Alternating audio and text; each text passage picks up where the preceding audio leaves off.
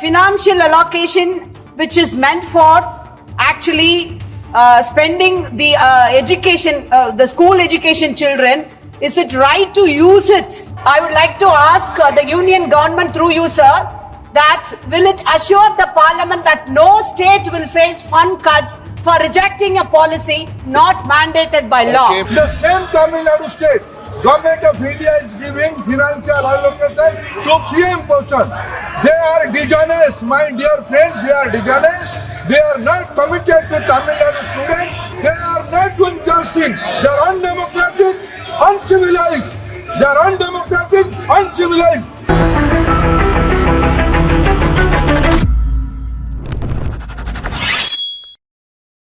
வணக்கம். தமிழ்நாட்டு எம்பிக்கள், தமிழ்நாட்டு மக்கள், தமிழ்நாட்டு ரெப்ரசன்டேட்டிவ்ஸ் இவர்களை பார்த்து ஒரு கேள்வி கேட்கப்பட்டது. தமிழ்நாட்டு மக்கள் ஜனநாயக விரோதிகள், தமிழ்நாட்டு மக்கள் நாகரிகமற்றவர்கள், அதாவது நாகரிகம் தெரியாதவர்கள்.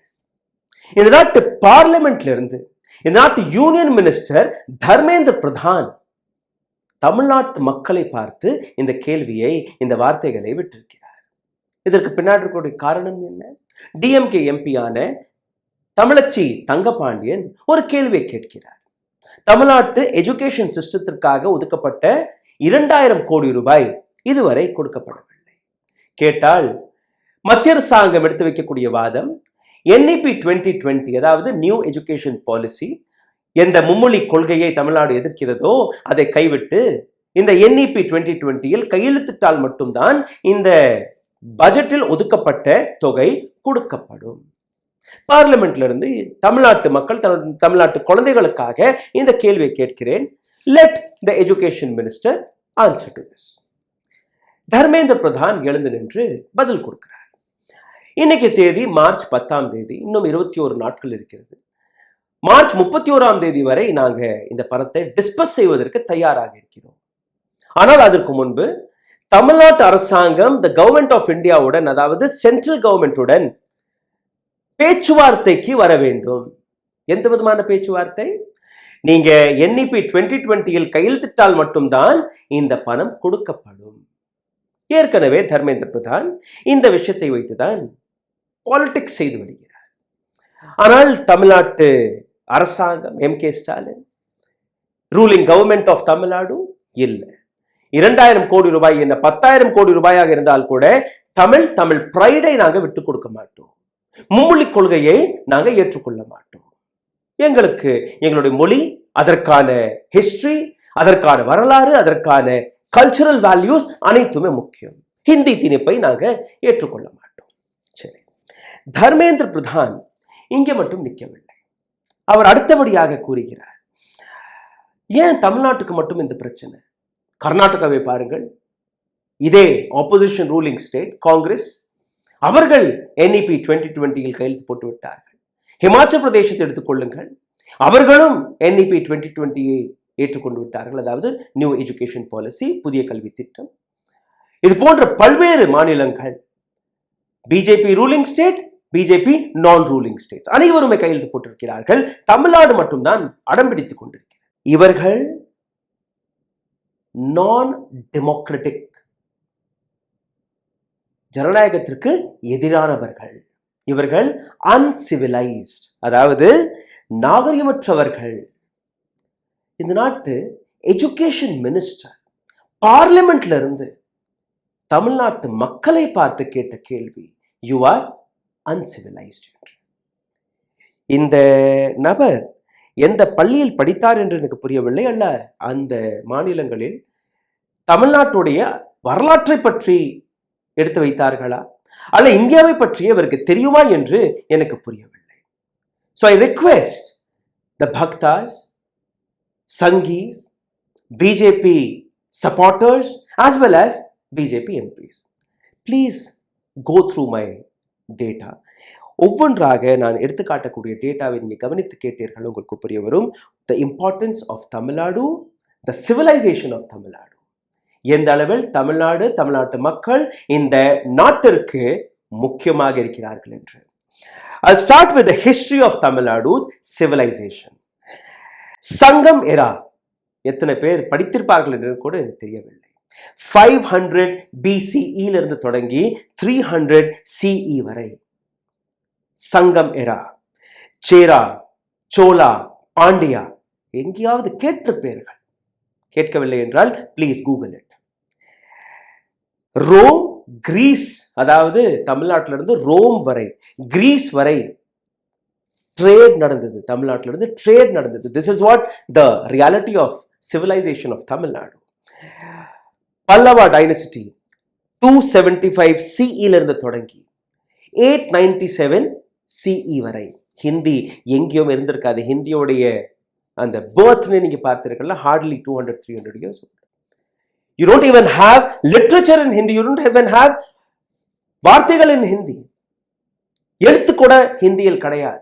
தனியாக ஹிந்தியால் வாழ முடியாது. சான்ஸ்கிருத்ல இருந்து ஒரு சில வார்த்தைகளை கடன் வாங்கி, பெர்ஷியன்ல இருந்து ஒரு சில வார்த்தைகளை கடன் வாங்கி, இண்டோ அரபிக் மொழியிலிருந்து ஒரு சில வார்த்தைகளை கடன் வாங்கி, உருதுவிலிருந்து ஒரு சில வார்த்தைகளை கடன் வாங்கி, பஞ்சாபியிலிருந்து சில வார்த்தைகளை கடன் வாங்கி, இன்னும் சொல்ல போனால் 55 தாய்மொழிகளை அழித்து இன்னைக்கு ஹிந்தியை நீங்க நிறுத்தியிருக்கிறீர்கள். உத்தரப்பிரதேசத்தில் இருக்கக்கூடிய மொழிகள், பீகார்ல இருக்கக்கூடிய மொழிகள், மத்திய பிரதேசத்தில் இருக்கக்கூடிய மொழிகள், ஹிமாச்சல பிரதேசத்தில் இருக்கக்கூடிய மொழிகள், ஹரியானாவில் இருக்கக்கூடிய மொழிகள், இன்னும் எத்தனை மொழிகளை பற்றி 2 நாட்களுக்கு முன்பு நான் ஒரு டீடைல்டான வீடியோ போட்டிருக்கிறேன். Please go and check. Chola empire 9th century to 13th century. இந்த காலகட்டத்தில் கோவில்களை கட்டமைத்தோம். தஞ்சாவூர் கோவிலாக இருக்கட்டும், Sri Lanka, Maldives, southern east Asia வரை இந்த எம்பையர் இருந்தது. தமிழ் லிட்ரேச்சர் பிறந்த அந்த காலகட்டம் நீங்க பார்க்கிறோம் மிகப்பெரிய அளவில். இந்த காலகட்டத்தில் Pandya empire 6th to 14th century, Meenakshi temple, China, Arabia வரை இந்த பவர் சென்டர் இருந்தது. திருக்குறள் பிறந்த காலகட்டம். Vijayanagar empire 14th century to 17th century. இது போன்ற அந்த பட்டியலை எடுத்து காட்ட முடியும். பிரிட்டிஷ் கொலோனியல் ரூலாக இருக்கட்டும், அல்ல போஸ்ட் இண்டிபெண்டன்ட் எராவாக இருக்கட்டும், அல்ல தமிழ்நாட்டுடைய கரண்ட் கவர்மெண்ட், தமிழ்நாட்டுடைய கரண்ட் சிவிலைசேஷனாக இருக்கட்டும், கான்ட்ரிபியூஷன் டு சென்ட்ரல் கவர்மெண்ட் ஆக இருக்கட்டும். The oldest living language is Tamil, not Hindi, sir, or not any other language, sir. இதை தாண்டி நீங்க பார்த்தீர்கள்னா தமிழ்நாட்டில் இருக்கக்கூடிய அந்த சிவிலைசேஷனை பற்றி நீங்க பேசினீர்களோ அதை பற்றி வருகிறேன். Agriculture, martial art, silambam, textile industry அனைத்திலுமே கொடிகட்டி பறக்கக்கூடிய மாநிலம் தான் தமிழ்நாடு. திராவிடியன் மூவ்மெண்ட், எந்த திராவிடம் திராவிடம் திராவிடம் என்று நீங்க ட்ரோல் செய்ய பார்க்கிறீர்களோ அந்த திராவிடிய மூவ்மெண்ட்டுக்கான அர்த்தம் செல்ஃப் ரெஸ்பெக்ட் மூவ்மெண்ட். இன்னைக்கும் வட இந்தியாவில் தலித்கள் அடக்கப்படுகிறார்கள், மைனாரிட்டிகள் அடக்கப்படுகிறார்கள். ஆனால் தமிழ்நாடு அனைவருமே சமம் என்கிற விஷயத்தை எடுத்து வைத்த ஒரு மாநிலம். Heritage, progress, culture, richest state is Tamil Nadu, not uncivilised. Education சிஸ்டத்திற்கு வந்து விடலாம் சார். ஸ்கூல் எஜுகேஷனை பற்றி நீங்க பார்த்தீர்கள்னா ஹை கிராஸ் என்ரோல்மெண்ட் ரேஷியோ, அதாவது 99% லிட்ரஸி ரேட் தமிழ்நாட்டில் இருக்கிறது. You are so called uncivilised. Free noon meal, mid day meal இங்கிருந்து நான் கிளம்பியது. இன்னைக்கு கூட வட இந்தியாவில் அந்த மிட் டே மீலை கூட உங்களால் சரியாக கொடுக்க முடியவில்லை. சமச்சீர் கல்விக்கு வாருங்கள். அனைவருக்குமே ஒரு சமமான கல்வியை கொடுக்கக்கூடிய மாநிலம் Tamil Nadu. What you are doing? Still you have competitive examinations. Government welfare schemes இருக்கு வாருங்கள். தமிழ்நாட்டுடைய government welfare schemes. This is not by central government. Midday meal scheme 1920ல கே காமராஜ் அவர்களால் தொடக்கப்பட்டது. ஃப்ரீ லேப்டாப் ஆக இருக்கட்டும், பைசைக்கிள்ஸ் ஆக இருக்கட்டும், டெக்ஸ்ட் புக் ஆக இருக்கட்டும், higher pass percentage in board examination are from Tamil Nadu. இது மட்டுமல்ல, வட இந்தியாவுடைய எஜுகேஷன் குவாலிட்டியை நீங்க எடுத்து பாருங்கள். சிபிஎஸ்சி அல்ல ஐசிஎஸ்சி ஸ்டேட் போர்டு உடைய அந்த குவாலிட்டி ஆஃப் எஜுகேஷனை எங்கேயுமே ஏற்றுக்கொள்ளக்கூடவில்லை. NEP 2020 நீங்க இம்ப்ளிமெண்ட் செய்வதாக கூறினீர்கள். ஆனால் அந்த இம்ப்ளிமெண்டேஷனுக்கான எந்த விதமான லாபமும் அங்க இருக்கக்கூடிய மக்களுக்கு கிடைக்கவில்லை. ஹையர் எஜுகேஷனுக்கு வந்து விடுங்கள். ஹையர் எஜுகேஷன்ல நீங்க பார்த்தீர்கள்னா அதாவது கிராஜுவேஷன் என்ரோல்மெண்ட் ரேட் அமெரிக்கா 35% தான். இந்தியாவில் 28% all across rest of India. Hindi belt எடுத்துக்கிட்டீர்கள்னா 14%. What about Tamil Nadu? It is 51%. So 51%, and you're calling us as uncivilized people, right? தமிழ்நாட்டுடைய state government funded university, autonomous state யூனிவர்சிட்டிஸ்னு நீங்க பார்த்தீர்கள்னா Anna university, Bharathiar university, free buses, college ஸ்டூடெண்ட்களுக்கு tuition fee waiver கிடைக்கிறது. அங்க நீங்க எப்படி பணத்தை வசூலிக்கலாம், எப்படி உங்களுடைய கார்ப்பரேட் நண்பர்களுக்கு இலவசமாக ஃபண்டிங்ஸ்களை ஒதுக்கி கொடுக்கலாம் என்கிற வேலை மட்டும் தான் பார்த்து வருகிறீர்கள். Highest number of private engineering college. We have more than 500 plus engineering colleges in this land. How many you have? You will not have any answer because you don't have the data with you. Historically, Tamil Nadu அனைவருக்குமே சமமான கல்வி, சமமான அதிகாரத்தை, உரிமையை வழங்கக்கூடிய அந்த ஐடியாலஜியில் வேலை பார்க்கிறது. But what you are doing? NEET என்கிற விஷயத்தை வைத்து சிபிஎஸ்இ படித்த மாணவர்கள், ஆங்கிலம் தெரிந்த மாணவர்கள், அவர்களுக்கு மட்டும்தான் இந்த மெடிக்கல் என்ட்ரன்ஸ் சீட் கிடைக்கும். What about a student who had passed, who studied in his own state syllabus? அவங்களுக்கெல்லாம் நாங்கள் எதுவுமே கொடுக்க மாட்டோம். சரி, இந்த இடத்துல ஒரு கீ ஃபேக்டரி மற்றும் இந்த சார்ட்டை பார்த்தீர்கள், உங்களுக்கு புரிய வரும். Midday meal, yes we are giving. What you are doing? We are still implementing. School enrollment rate 99%. What you are doing? Varies by state to state. Board examination, excellent result in Tamil Nadu. What you are doing? We are stick with CBSE and ICSE. Higher education rate, we are 51%. What you are? All across the nation, it is 28 to 30%.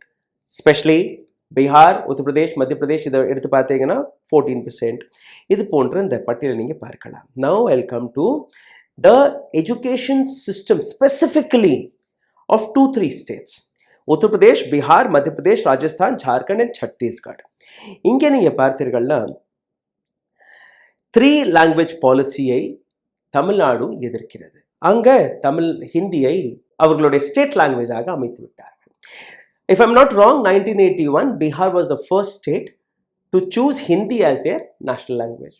ஒரு காலகட்டத்தில் வட இந்தியாவுடைய trade சிட்டியாக இருந்த state தான் Bihar.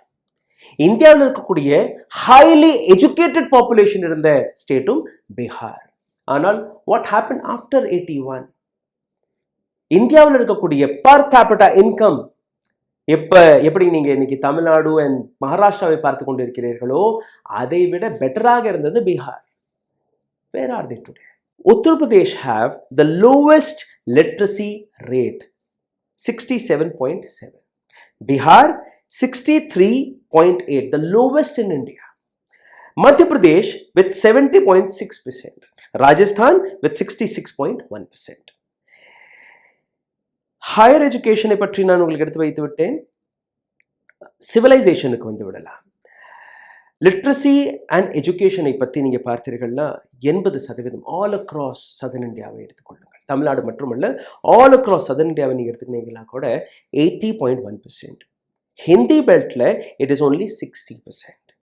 Gender equality and treatment to women, beti bachao பேட்டி பढ़ாவோ, பெண்களுக்கு சுதந்திரத்தை கொடுங்கள், பெண்களை பாதுகாப்போம், பெண்களுக்கு கல்வி போய் சேர வேண்டும் என்கிற பல்வேறு வாசகங்களை பிரைம் மினிஸ்டர் மோடி மேடைக்கு மேடை போய் பேசி வருகிறார்.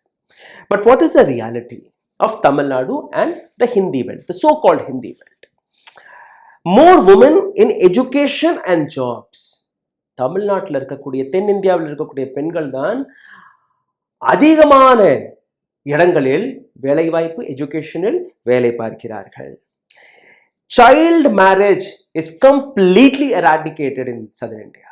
பட் இன்னைக்கு நீங்க பார்த்தீர்கள்னா வட இந்தியாவில் இன்னைக்கும் அந்த குழந்தை திருமணங்கள் நடந்து கொண்டிருக்கிறது.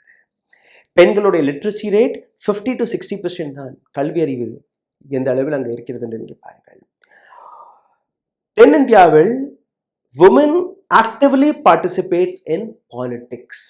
அரசியலில் சமமாக நீங்க கேள்வி கேட்டார்கள் இல்லையா? தமிழச்சி தங்கபாண்டியன் ஒரு பெண்மணி தான்.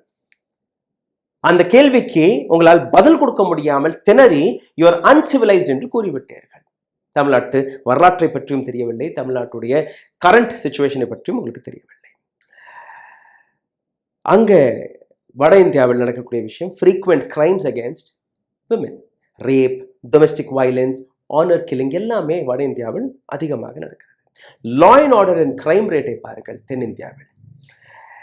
Tamil Nadu is one of the lowest crime rates in India. ஒட்டுமொத்த இந்தியாவில் இருக்கக்கூடிய அனைத்து மாநிலங்களை எடுத்து பாருங்கள், தமிழ்நாட்டில் மட்டும்தான் அனைத்தை விட குறைவான கிரைம் நடக்கிறது. ஆனால் வட இந்தியாவில் முக்கியமாக UP, Bihar, Rajasthan are the top states of crime.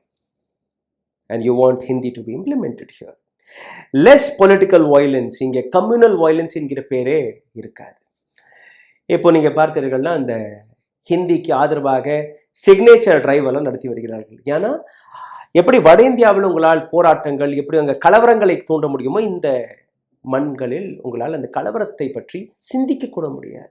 People are highly educated, people will question you. ஆனால் அங்கே கம்யூனல் ரைட்ஸை தூண்டி அந்த மண்ணில் நீங்க பார்த்தீர்கள்னா எப்படி வேணாலும் ஹிந்து முஸ்லிம், கிறிஸ்டியன் ஹிந்து இது போன்ற விஷயங்களை வைத்து உங்களால் கம்யூனல் ரைட்ஸ்களை தூண்ட முடியும். Women and minorities feel safe in public spaces in Tamil Nadu. இஸ்லாமியர்களாக இருக்கட்டும், கிறிஸ்துவர்களாக இருக்கட்டும், அல்ல மற்ற மைனாரிட்டிகளாக இருக்கட்டும், தமிழ்நாட்டில் சகோதரத்தனம் எந்த அளவில் இருக்கிறது என்று நீங்க பார்த்தீர்கள்னா நீ வேறு நான் வேறு என்ற எந்த விதமான வேற்றுமையும் கிடையாது. ஆனால் வட இந்தியாவில் ஒரு பொது ஸ்தலத்தில் நமாஸ் படித்தால் போதும் அங்க அவரை போய் அடிப்பது, துன்படுத்துவது.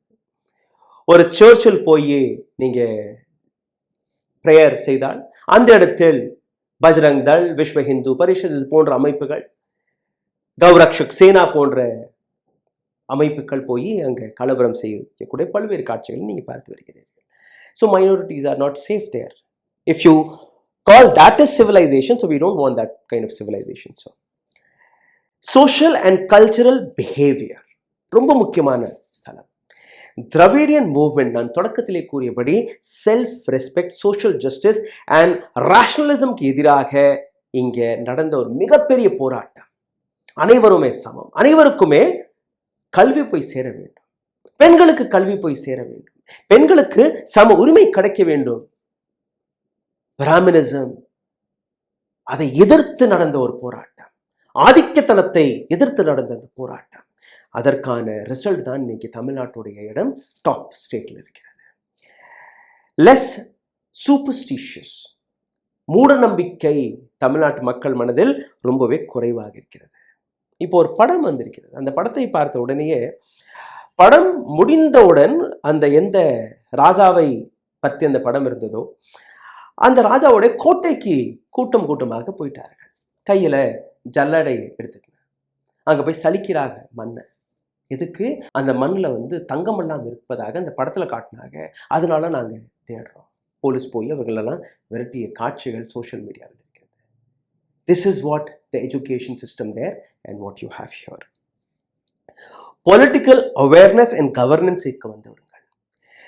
Politically aware and active people are in Tamil Nadu. People demand accountability. நீங்க தமிழ்நாட்டுடைய அரசியலை பார்த்தீர்கள்னா 5 வருடம் ஒரு அரசியல் கட்சி இருக்கும், அடுத்தபடியாக மாற்றிடுவார்கள். இந்த அரசாங்கம் சரியில்லை, இவர்கள் ஊழல் செய்திருக்கிறார்கள், அடுத்த அரசாங்கத்தை கொண்டுடுவாங்க. We need an answer. You are accountable for this crime, this scam. மக்கள், people are aware. Welfare driven politics, எஜுகேஷனாக இருக்கட்டும், ஹெல்த் சிஸ்டமாக இருக்கட்டும், சோஷியல் ஜஸ்டிஸாக இருக்கட்டும், அனைத்துமே வெல்ஃபேர் ட்ரிவன் ஸ்கீம்ஸ்களாக இருக்கிறது. நீங்க என்ன செய்திருக்கிறீர்கள்? இன்னைக்கும் காஸ்ட் ரிலிஜியன் பேஸ்ட் பாலிடிக்ஸ் அங்கே நடக்கிறது. High political violence, election rigging அங்கே நடக்கிறது வட இந்தியாவில். And you're calling it as civilised people. நாங்க எந்த ஹிந்தியை வைத்து கடந்த 75 ஆண்டுகளாக அரசியல் செய்து வருகிறோமோ, இந்த நாட்டை உடைக்கக்கூடிய வேலையை பார்த்தோமோ, இந்த வேலையை தமிழ்நாட்டில் செய்ய முடியவில்லை. தமிழ்நாட்டை ஹிந்தி பெல்ட்டில் நாங்கள் கொண்டு வந்து விட்டோம் என்றால் அங்கேயும் மூட நம்பிக்கை திணிக்கலாம், அங்கேயும் இன்இக்வாலிட்டியை திணிக்கலாம், அங்கேயும் பெண்களை அடக்கலாம், அங்கேயும் எஜுகேஷன் என்கிற பெயர்ல ஏதோ ஒரு சாம்பிராணியை தெளித்து விடலாம். இதுதான் உங்களுடைய பாலிசி. ஹெல்த் செக்டருக்கு வாருங்கள் sir. Tamil Nadu is number 1 state in India. எந்த ஹெல்த் சிஸ்டம் அமெரிக்காவில் கிடையாது, சிங்கப்பூரில் கிடையாது, அந்த ஹெல்த் சிஸ்டம் இன்னைக்கு தமிழ்நாட்டில் இருக்கிறது. Better government hospital and primary health centres PHCs are in Tamil Nadu. Well developed network of PHCs in district hospitals. வடநாட்டில் நீங்க போய் பார்த்தீர்கள்னா அந்த மருத்துவமனைகளில் டாக்டர் கூட இருக்க மாட்டார்கள். அந்த இடத்துல ஒரு அட்டைப்படம் இருக்கும், அங்கிருந்து நீங்க அவர்களோட பிரைவேட் கிளினிக்கு போகலாம். Highest number of government medical colleges and hospitals are in Tamil Nadu. How many you have? You don't have an idea. High doctor to patient ratio. Doctors to patient ratio தமிழ்நாட்டில் தான் அதிகமாக இருக்கிறது, வட இந்தியாவில் கிடையாது. Best maternal and infant care hospitals in India. Infant care, சின்ன குழந்தைகளுக்கான மருத்துவமனைகள், பிரசவ மருத்துவமனைகள் இந்தியாவிலேயே பெஸ்டான மருத்துவமனைகள் இங்கே தான் இருக்கிறது. Advanced cancer, heart and trauma centres are in Tamil Nadu. Large network of private hospitals, Apollo, MIOT are from Tamil Nadu. Better emergency service, 108 ambulance free. நீங்க ஒரு கால் பண்ணுங்க, எங்க இருந்தாலும் கால் பண்ணுங்க, அடுத்த 5 நிமிஷம் 4 நிமிஷம் 10 நிமிஷத்திற்குள்ள அந்த ஆம்புலன்ஸ் சர்வீஸ் போய் சேரும். நியூட்ரிஷன் கேர் ஆம்புலன்ஸ் கூட இருக்கிறது. நியூ பார்ன், சின்ன சின்ன குழந்தைகளுக்காக ஒரு ஸ்பெஷல் ஆம்புலன்ஸ் சர்வீஸ். ஹிந்தி பெல்ட்ல என்ன இருக்கு சார்? உங்களுடைய ஹெல்த் இன்ஃப்ராஸ்ட்ரக்சரை பற்றி ஒரு சின்ன information. Huge shortage of government hospital, doctors அங்க கிடையாது. புவர் சானிடேஷன், அந்த கிளென்லினஸ் கூட அங்க கிடையாது. லேக் ஆஃப் மெடிக்கல் எக்யூப்மெண்ட் இருந்தால் கூட அந்த எக்யூப்மெண்ட்டை, அந்த மிஷனை ஆப்ரேட் செய்யக்கூடிய அந்த ஆப்ரேட்டர்ஸ் கூட உங்களிடம் கிடையாது. Most PHCs don't function properly due to doctor shortage. டாக்டரே வருவதல்ல, தனியார் கிளினிக்கை வைத்து அவர்கள் பணம் சம்பாதிக்கக்கூடிய வேலை பார்க்கிறார்கள். லிமிட்டட் ஸ்பெஷலைஸ்ட் கேர், வட இந்தியாவிலிருந்து தென்னிந்தியாவுக்கு தான் வர்றாங்க. கேன்சராக இருக்கட்டும், ஹார்ட் ட்ரீட்மெண்ட்டாக இருக்கட்டும், ஐ சர்ஜரிஸ்களாக இருக்கட்டும், இது போன்ற விஷயங்களுக்கு. We don't go there. This is what Tamil Nadu's civilization. Poor emergency service, ஆம்புலன்ஸ்களே நீங்கள் ஃபோன் பண்ணிட்டே இருங்க. நீங்கள் பல வீடியோக்களை பார்த்திருப்பீர்கள், பைக்கில் உட்கார வச்சு சவங்களை தூக்கிட்டு போன காட்சிகள், தோள்பட்டையில் தூக்கிட்டு போய் அடக்கம் செய்த காட்சிகள், நடந்து வரும்போதே பிரசவ வழியில் அங்கே மருத்துவமனைக்கு வெளியிலேயே எத்தனையோ டெலிவரிகள் நடக்கும். இது எல்லாமே வட இந்தியாவில். This is what your education system. Government health scheme and accessibility. Pradhan Mantri Arogya Yojana என்று எந்த டிண்டோரோவை அடுத்து வருகிறீர்களோ, 5 லட்சம் ரூபாய் நாங்கள் கொடுப்போம் என்று கூறி வருகிறீர்களோ, அதைவிட எத்தனையோ மடங்கு மேலான எஜுகேஷன் ஹெல்த் சிஸ்டம் தமிழ்நாட்டில் இருக்கிறது. Doctor MGR health insurance scheme which again covers 5 lakh rupees per year. Private ஹாஸ்பிட்டலில் கூட அந்த கார்டை எடுத்துட்டு போனீங்கன்னா ஃப்ரீ ட்ரீட்மெண்ட் இருக்கிறது.